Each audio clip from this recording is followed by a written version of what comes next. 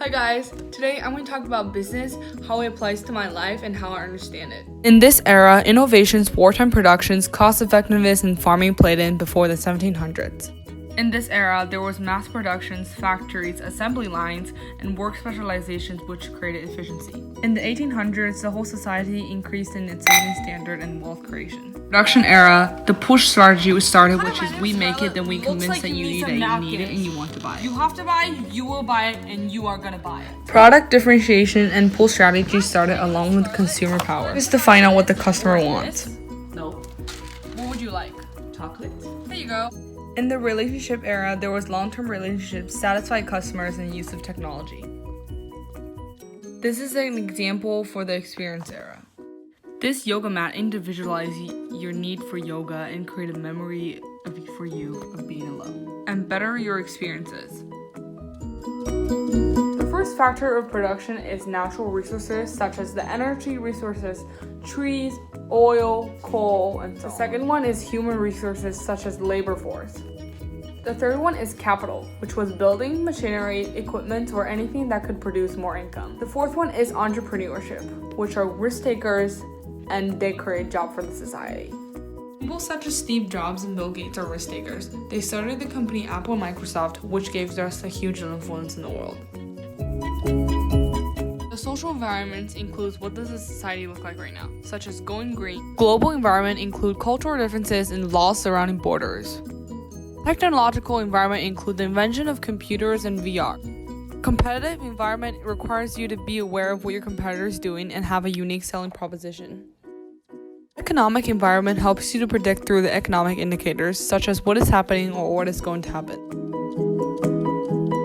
This is the definition for GDP, and it is a widely accepted measurement for the standard of living for the people of a nation. The formula for GDP is listed right here. You can predict a growth and decrease of the GDP based on recent news and recent articles you read about the country. In the formula, you have to make sure the four things are balanced out in the equation. According to the articles and news, for example, if consumer spending goes up as more people start buying things, the government spending goes up as the infrastructure's decided to be built better, investment and net exports stays the same. Since 2 out of the 4 things in the formula are going up, and the increase of GDP will cause the standard of living to rise in a nation. Some of the business communication skills are to text your boss, writing a business memo, writing an email, hi Mrs. Morris, or just to call them. When you receive your principal, which is the original amount you invest or borrow, you can invest in stock, bonds, real estate, anything that's related to stocks, but the most common stocks and bonds, which is a company share that is offered to the public. Bonds are more stable than stocks, which is a lending tool that it has a maturity date. For stocks, when you put in your principal, you make money based on the company performances. If the company is doing well, then you make money. If the company isn't doing well on its financial liabilities, then you lose money. There are 4 types of financial transactions: Purchasing an equipment, selling of a merchandise, collection of money, paying bills. My opportunity cost is tennis because that's my next best alternative. After comparing, even though we both wait, I realize I have a comparative advantage because I wait more. An income statement provides information about a company's past performance.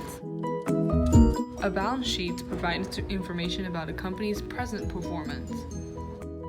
Cash flow statement provides information about the flow of cash in and out during the process. Owner's equity tells how much the company is worth to the owners. Dress formal on the day of the interview is really important. Make sure you have a strong closing and opening. Here's an example of what not to do. Hi guys. So I'm here for an interview and I don't really know what I'm gonna say. So look for power verbs on the website to include them in your resume and interview. Please be intentional on what you say and think STAR when you're explaining your skills and strengths. Highlight what you can do for the company and be professional about it. Thank you for watching. I love learning about business and how it can reflect back on my life.